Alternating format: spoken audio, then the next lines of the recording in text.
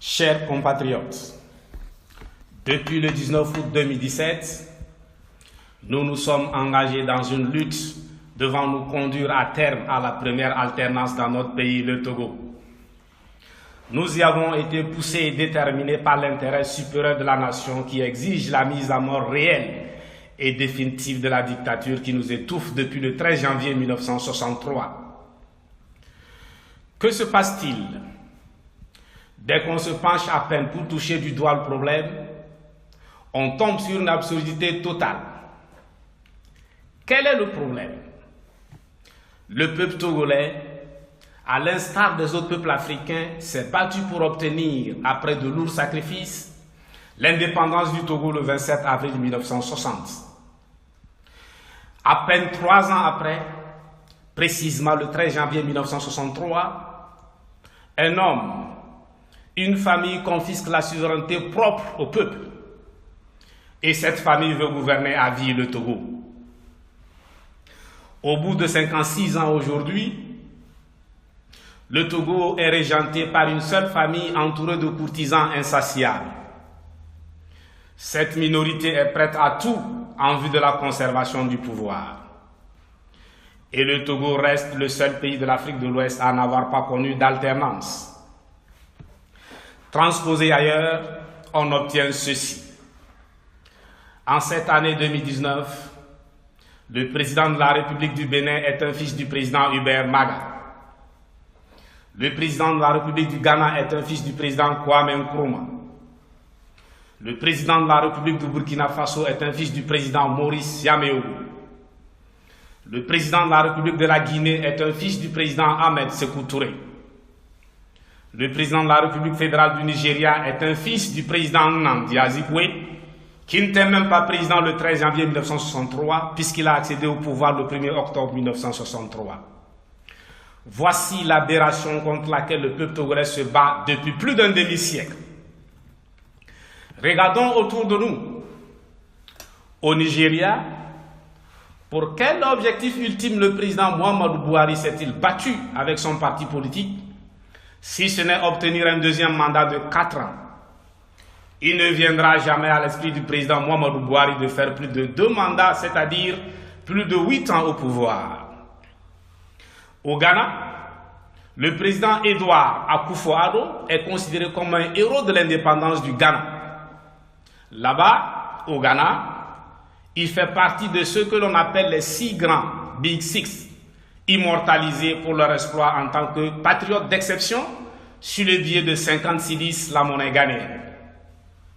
Malgré cette posture du président Edouard Akufo-Addo, le président actuel du Ghana, Nana Akufo-Addo, qui est son fils, se bat actuellement avec son parti pour un objectif suprême, celui d'obtenir un second mandat de 4 ans. Il ne lui viendra jamais à l'esprit de tenter de faire plus de 2 mandats, c'est-à-dire plus de 8 ans au pouvoir. Chez nous au Togo, 3 mandats de 5 ans chacun constituent plutôt un objectif initial.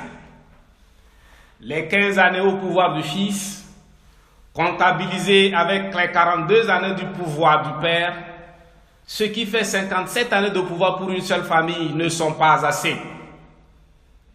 Rappelons que le père, dont le fils continue de s'imposer par tous les moyens au peuple, est arrivé au Togo 2 années après l'indépendance, donc tard après la lutte pour l'indépendance du pays. Il aura fait plus de 8 mandats de 5 années chacun. 57 années de pouvoir pour obtenir l'admission du Togo à la classe des pays pauvres très endettés. Voilà l'exploit que tentent en vain de défendre les tenants du pouvoir en place. Ouvrons bien les yeux. Lorsque dans un pays africain comme le nôtre, la mévente vient à toucher les aliments de la même nature que Con, Zoban, Akassan, Koko, Vei, Aziko, Kuiwachi, etc., Il faut redouter le pire parlant de la vie quotidienne, surtout dans un contexte où le gouvernement augmente régulièrement les prix sur les produits de première nécessité. Dans un pays où la dette publique a atteint 80% du produit intérieur brut, un record imbattable en Afrique de l'Ouest. Ou bien c'est le peuple togolais qui le veut ainsi? Nous nous permettons de nous poser cette question osée parce que tout esprit qui connaît la force du peuple nous dira si cette situation perdure, c'est parce que le peuple togolais le veut ainsi. Or, nous n'en voulons pas. Existe-t-il un être humain, un peuple qui aime le manque de perspective, la misère dans la peur, l'oppression, la dictature? Malheureusement, l'on nous juge par le résultat. Et tant que nous n'aurons pas atteint ce résultat qui est l'alternance, l'on continuera de nous jeter à la figure. C'est parce que vous le voulez ainsi. Donc, nous sommes assujettis à une obligation de résultat et non à une obligation de moyens. Si dans les pays cités plus haut, il n'arrive pas à l'esprit d'un citoyen devenu président de chercher à s'éterniser au pouvoir, c'est surtout parce que le peuple ne l'accepterait jamais. C'est sans doute le message à peine voilé que le président ghanéen nous a livré quand il a déclaré « L'alternance, c'est un problème des Togolais. » Il aurait pu continuer en ces termes. Si les Togolais veulent l'alternance, ils vont l'obtenir. L'attitude de Faure, son rapport au pouvoir et son désir de rester à vie au pouvoir, pendant qu'il prépare un petit frère ou une petite sœur, constitue une insulte grave et un affront à la mémoire de ceux qui se sont battus pour l'indépendance de notre pays, une insulte et un affront aux fonctionnaires, aux paysans, aux étudiants et aux élèves, aux professeurs et enseignants, aux magistrats, aux avocats, aux commerçants et aux transporteurs, aux femmes, aux jeunes, à la chefferie traditionnelle, à la police nationale, à la gendarmerie nationale, à l'armée, etc. Une insulte et un affront à notre moi collectif. Aucune région, aucune préfecture, aucun village n'est épargné. Tenez, ceux qui se battent aujourd'hui sur le territoire national et partout dans la diaspora contre la dictature ne sont nullement porteurs d'un nom déterminé, d'un président de la République préfabriqué qui sera installé automatiquement à la fin du règne de la dictature. Non. Le peuple en lutte ne se bat pas pour des lois favorables à l'opposition et défavorables au RPT unir ou l'inverse. Il se bat pour des règles du jeu justes, pour des dispositions d'ordre général et impersonnel. Fondamentalement, le peuple togolais qui est en train de consentir de lourds sacrifices se bat pour asseoir les bases d'une démocratie. C'est pourquoi il exige une constitution digne d'une démocratie véritable, ressentie au niveau de chaque citoyen, des institutions légitimes, crédibles et fortes dont le credo est justice, vérité, des dispositions électorales justes et fiables. C'est justement à cela que répond l'exigence du retour à la Constitution de 1992 et l'effectivité du droit de vote de la diaspora. C'est aussi la substance de la feuille de route de la CEDEAO que le pouvoir a préféré écarter. Quelle est cette légalité et cette légitimité occulte qui donnerait le droit à une seule famille de gouverner éternellement le Togo avec un résultat aussi désastreux dans un contexte liberticide? Ne nous trompons pas. Au Togo, nous vivons encore les moments d'une émergence à peine balbutiante des libertés individuelles et collectives. Regardez comment et à quelle échelle les libertés sont bafouées, et ceci dans une impunité totale, une indifférence révoltante. Permettez-moi de rendre un hommage mérité au peuple togolais, resté debout sur le territoire national et dans la diaspora, face à un pouvoir qui n'hésite pas à abattre des manifestants pacifiques et même des non-manifestants sur les lieux de travail ou à domicile. Nous nous inclinons devant la mémoire des compatriotes fauchés parmi nous au cours de cette lutte. Nous demandons humblement aux blessés, aux handicapés à vie, aux détenus de l'arbitraire et à tous les détenus politiques de recevoir notre soutien toujours renouvelé. Notre profonde gratitude à tous ceux qui, dans les églises, les mosquées, les couvents et dans leurs maisons, prient nuit et jour pour chasser l'éclipse totale. Oublier la diaspora africaine et les amis de l'Afrique qui ont toujours soutenu la diaspora togolaise serait de l'ingratitude notoire. Nous ne nous déroberons pas du devoir qui nous incombe en tant que citoyens africains d'exprimer notre profonde compassion au peuple africain du Mali pour les derniers événements survenus sur cette terre d'Afrique au cours de l'Empire du Mali. Notre admiration va à l'égard du peuple algérien qui est en passe de pouvoir tourner la page d'une gouvernance dépassée en Afrique, et ceci de façon pacifique. En tant qu'Africains, nous sommes fiers de leur exploit. Ils ont apporté, une fois de plus, la preuve que, dans un État, personne ne peut retenir la main de tout un peuple décidé à tourner la page. Dans un tel bras de fer, la main du peuple est la main de Dieu. Et si l'armée algérienne a cédé, posture à saluer, ce n'est pas faute de moyens de répression. Elle a tout simplement compris que pour le bonheur du peuple algérien, ça ne pouvait plus continuer. Au Togo, la stratégie est devenue classique. À chaque fois que, face à une contestation sérieuse, le pouvoir se retrouve dos au mur et qu'il est sur le point de tomber, il brandit le dialogue et ou les élections. Une fois de plus, au lieu de céder à une solution définitive et durable à la crise cinquantenaire, on nous parle d'élections. Élections locales? Non, merci. La démocratie n'est pas réductible à une mécanique sèche d'élections périodiques. Les élections locales annoncées, le pouvoir le sait bien, constituent une complexification supplémentaire inutile de la crise.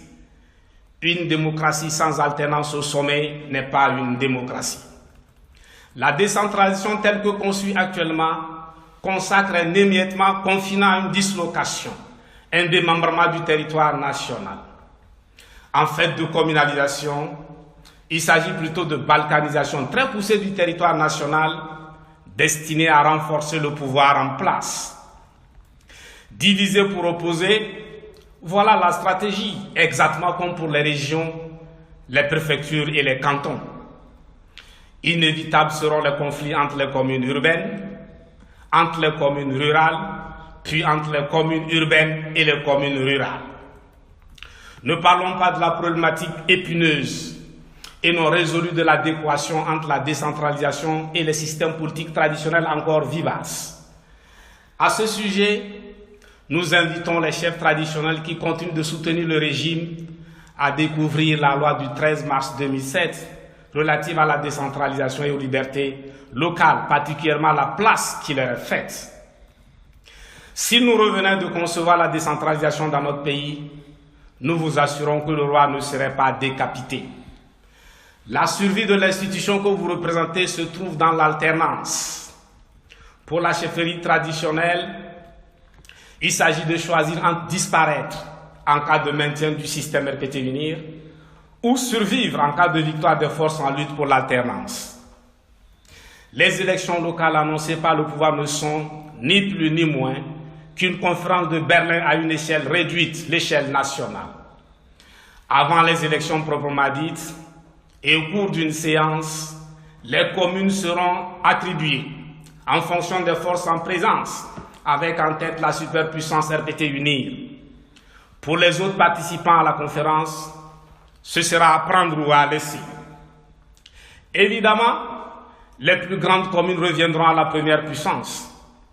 Ces communes, vous vous en doutez, vont être dirigées par les plus caciques du pouvoir au niveau local, voire des chefs de milice qui harcèlent actuellement les responsables, militants et sympathisants locaux de l'opposition, obligés souvent de passer des nuits loin de leur domicile. Il est vrai que la décentralisation passe par les élections locales, mais les élections au Togo, nous savons ce que c'est. Il suffit d'assiéger les grandes villes du pays. Comment alors défendre la vérité des urnes dans une ville assiégée par l'armée qui est là soi-disant pour sécuriser le processus, les urnes et assurer la sécurité des membres de la commission électorale locale? D'ailleurs, la communalisation en elle-même constitue un découpage électoral conçu à dessein. Le défi pour le régime c'est de parvenir à une décentralisation de la dictature. S'étant rendu compte de la fragilité de ses pieds, le dinosaure, colosse aux pieds d'argile, cherche un moyen pour se renforcer depuis la base. Sinon, comment un système champion en violation flagrante, grave, massive et continue des libertés et droits de l'homme, un système qui s'oppose par tous les moyens à l'alternance au sommet, peut-il parler de démocratie à la base? N'oublions pas que la même base, dans l'exercice de ces libertés, souffre actuellement de répression féroce de la part de la police, la gendarmerie locale et les préfets. La décentralisation annoncée va consacrer la déconcentration rapide et effective de tous les services prédateurs des libertés. Les régions militaires existent déjà. Chaque commune aura son service de renseignement et tout ce que vous pouvez imaginer. Tous ces services seront dotés d'outils d'information et de moyens de coercition ultra modernes. Une poule qui aura pondu à Boadé à 6 heures et l'information sera allouée à la minute suivante. Ne le perdez jamais de vue. Dans notre pays, il y a la police dans la police, la gendarmerie dans la gendarmerie, l'armée dans l'armée. Et c'est justement ça qui est le vrai problème. La grande majorité des éléments de ces corps en souffrent énormément.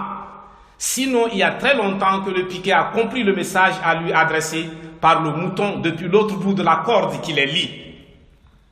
En tout cas, c'est ça le projet que cache la décentralisation à laquelle vont conduire les élections locales annoncées. C'est le danger qui nous guette en tant que peuple. Le jour où le processus de décentralisation de la dictature aboutit, ce jour-là, il sera trop tard pour nous. Tout est à craindre d'une dictature qui réussit à se décentraliser, surtout sur un territoire moyen comme celui du Togo. Alors, ne tergiversons point. De plus, il s'agit d'une fuite de responsabilité de la part du pouvoir en place. Ceux qui, depuis 1963, ont détourné notre pays de la trajectoire de son développement pourront soutenir sans honte. Voilà, vous êtes dirigés aujourd'hui par vous-même, par vos propres sœurs et frères. Est-ce que votre milieu est développé? Ce n'est pas facile le développement, hein? Dans le contexte qui est celui de notre pays, le développement local, un des principaux enjeux de la décentralisation, ne pourra être amorcé, encore moins atteint. Sur quelles ressources se développeront nos fameuses communes dirigées par des exécutifs et des conseils locaux nommés? Il faut dire que cette décentralisation forcée est aussi un moyen trouvé pour distribuer la charge, le poids de la contestation sur le local. Au lieu que le gouvernement reçoive les contestations, les attaques venant de partout, il serait tactique de réorienter, rediriger celles-ci vers les gouvernements locaux. Sans ressources pour assurer le développement local, les communes seront obligées d'accabler les populations, le citoyen à la base de taxes aussi diverses que bizarres. Contre une taxe sur la vente de manioc, d'igna, de cordes artisanales, de zobans, de coco ou de cure-dents au village, le citoyen ne s'attaquera pas au pouvoir central, mais au gouvernement local. Au moment où nous vous parlons, combien de communes du pays, ayant réussi à se doter d'un plan de développement communal PDC, ont pu le mettre en œuvre? Nous ne parlons pas des difficultés réelles rencontrées par ces communes pour se doter d'un PDC. Le peuple togolais n'est pas dupe. De même que l'aide budgétaire n'a pas sauvé l'État en Afrique, le jumelage ne sauvera pas la commune togolaise qui va, d'ailleurs, hériter des tares de la gouvernance au sommet, caractérisée par la corruption et le pillage systématique des ressources publiques. Du reste, nous tenons à ce que chaque citoyen, désormais, s'engage en toute connaissance de cause. C'est pourquoi nous demandons humblement aux citoyens togolais de chercher un tant soit peu à cerner de près la loi sur la décentralisation. Ils pourront déceler par eux-mêmes les problèmes que soulève cette loi. Ils pourront aussi toucher du doigt le traitement réservé aux maires et surtout aux conseillers communaux. Somme toute, point de raccourci pour aller à la démocratie. Chers compatriotes, depuis 1990, il y a comme une confusion dans le questionnement qui a toujours embrouillé les enjeux à chaque fois que nous sommes tout près du but. quand la dictature devient agonisante. C'est justement à ce niveau que le pouvoir a toujours attendu l'opposition. La confusion en question porte sur les questionnements suivants. Comment achever les dinosaures agonisants? Qui va être président de la République après la mise à mort réelle et définitive du dinosaure? En fait, pendant que nous cherchons à achever la dictature, nous nous préoccupons de l'identité de la personne qui va gouverner juste après. Nous cherchons même à anticiper sur l'histoire au lieu de laisser ce travail aux historiens de bonne foi. C'est pourquoi tout ce qui se passe actuellement vous renvoie à quelque chose de déjà vu. Dans la lutte pour sa libération, le peuple togolais se trouve toujours victime d'une anticipation fatale, une confusion d'étapes préjudiciables.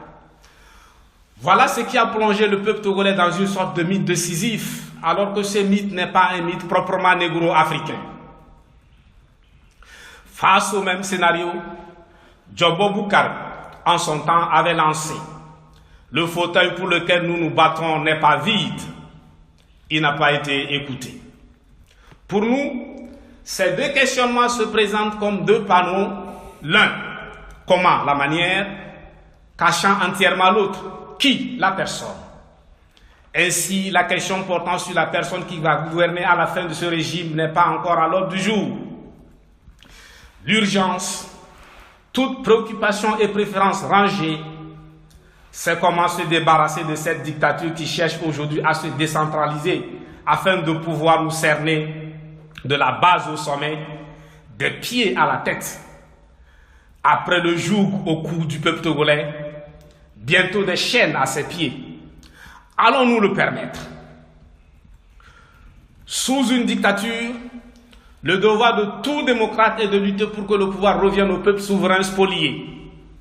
Il est vain pour un démocrate de prétendre accéder au pouvoir tant que le peuple ne l'a pas encore. Il serait absurde de demander au peuple de donner ce qu'il n'a pas.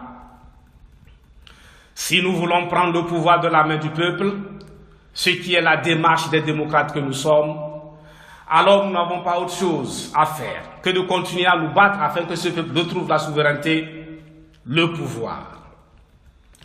Peuple en lutte, tu n'es pas en train de consentir tant de sacrifices dans un contexte aussi hostile aux libertés pour simplement porter quelqu'une ou quelqu'un au pouvoir. Non. Si tu te bats pour porter une femme ou un homme dont le nom est connu d'avance, ce n'est pas la peine de faire tant de sacrifices. Aucun être humain ne mérite qu'on se sacrifie de la sorte pour lui. Par contre, s'il s'agit de remettre la souveraineté au peuple qui doit choisir en toute liberté à chaque élection, cela vaut vraiment la peine et ton sacrifice ne sera pas vain. Le jeune artiste chanteur a raison de lancer « Totroneva, que l'alternance vienne. Amebouneva, qu'une autre personne vienne. » Comme on le voit, aucune de ces deux locutions ne correspond à un nom propre. Et puis, le changement avant la femme ou l'homme sans identité déterminée. La lutte du peuple manque de hauteur si, au lieu d'être menée pour des idées et des valeurs, elle est menée pour des personnes. Nous n'avons pas à nous battre pour des êtres humains, quels qu'ils soient. Pour le Togo et pour l'Afrique, nous devons nous battre pour des valeurs. Le moment est venu pour nous, Togolais, de dépasser l'obstacle devenu classique. Tentez l'autocritique et vous découvrirez qu'à chaque fois que, dans son parcours, le pouvoir se retrouve devant ce peuple comme face à un fleuve en crue, c'est au sein de l'opposition qu'il a toujours trouvé une barque pour la traverser. Et le peuple déçu se démobilise jusqu'à la prochaine fois, souvent plusieurs années après. Le peuple sentinelle doit cette fois-ci rester très vigilant. Nous sommes appelés, avant tout, à assurer le pouvoir au peuple afin de refonder l'État togolais. Le temps presse. Concentrons-nous, tenons-nous-en aux fondamentaux. Le moment venu, le peuple vainqueur sera pardonné en vue d'un nouveau départ pour tous les enfants de ce pays, réconciliés pour toujours. La refondation en question exige la mise en place d'une transition chargée de réaliser les réformes constitutionnelles, institutionnelles et électorales requises par la mise en œuvre de la feuille de route dans son intégralité avant les élections générales. Mais avant, au nom de l'apaisement, Et pour obtenir l'adhésion du peuple au processus, Faure doit renoncer solennellement à sa candidature en 2020, libérer tous les détenus suite aux manifestations et tous les détenus politiques. Dans le cas contraire, et dans la suite logique de la déclaration de Tchamba, le peuple se verra obligé, à l'embarquement en 2020, de lui retirer son passeport. Pour bâtir la cité, le peuple bâtisseur n'a nullement besoin de la tête de Faure, ni de son exil comme matériau. Nous n'insisterons jamais assez auprès de nos sœurs et frères des forces de défense et des forces de sécurité sur le fait que les manifestants sur qui s'abat la violence sous toutes ses formes font un travail pour nous tous. Pourquoi des citoyens qui se battent pacifiquement contre une dictature qui nous opprime tous et pour notre bonheur à nous tous doivent-ils continuer d'être emprisonnés, de mourir de coups de bâton, de balles en caoutchouc et de balles réelles? Le peuple en lutte attend de vous la neutralité, le professionnalisme qui caractérise toute armée républicaine. Dans cette attente, il ne désespère point. Il ne désespère point car nous sommes tous Togolais et nous devons rester sœurs et frères. Force de défense, le président qui vous désignera avec l'alternance par l'armée togolaise vous respectera mieux que le président qui vous désigne en cas de statu quo par l'armée de mon père. Quelle que soit l'arme d'un manifestant, celui-ci reste un homme non formé, non armé pour faire face à un homme en uniforme, formé et armé. Le manifestant, femme ou homme, n'a pour arme que sa arme, expression de sa soif d'alternance, sa volonté de voir les choses changer. Au cours d'une marche, j'ai rencontré ce manifestant courroucé, autour de la quarantaine d'âge dépassé, qui me confia: je suis là pour exprimer ma colère contre un régime qui m'a obligé à renoncer aux études après mon bac. Mon seul soutien financier dans la famille était un frère militaire. Son salaire ne lui permettait pas de me trouver un logement à Lomé. Mal payé, lui-même était déjà à l'étroit. Ce n'était pas par manque de volonté. Il ne pouvait rien faire. Il était sincère. Nous avons même pleuré ensemble le jour de mon retour vers le village, loin de l'université du Bénin. Croyez-moi, derrière la colère de ce peuple fondamentalement pacifique se cache le rêve d'un jour d'accolade avec les sœurs et frères en uniforme. Le bonheur véritable commence par la paix avec les voisins, la paix avec ses compatriotes. Alors, afin de libérer notre pays, comme on dit à l'église, donnons-nous la paix. Une chose est certaine, l'Afrique est en train de vivre le crépuscule des longs règnes. Il fera beau le jour où nous parviendrons à répondre à l'enjeu soulevé par Mbouang Bassong, à savoir restaurer en politique le langage du vrai, du bien et du beau, contre la ruse, la démagogie, l'infantilisme, le clientélisme et la violence dominante. Pour l'instant, quelle solution à la situation dans notre pays, le Togo? La solution est toute simple, tellement simple qu'elle paraît invraisemblable. Voici à notre avis la solution. Tout le monde sort les mains nues. Si la solution est simple, c'est parce qu'elle est vraie. La vérité, contrairement au mensonge, est d'une simplicité incroyable. Et c'est ce qui fait sa beauté. Le Créateur n'a-t-il pas choisi d'être un?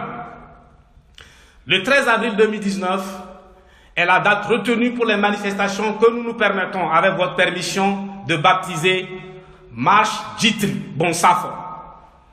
Cette opération pour laquelle les chasseurs et les guerriers sont convertis en pacifistes doit être une réussite totale. En tout cas, pour traduire approximativement le célèbre chanteur philosophe, qui va rester à la maison lorsque les combattants pour la liberté sont au front? Alors, sortez tous, de partout, mais comme toujours, Assi Baloulo, nous y aimions. Je vous remercie.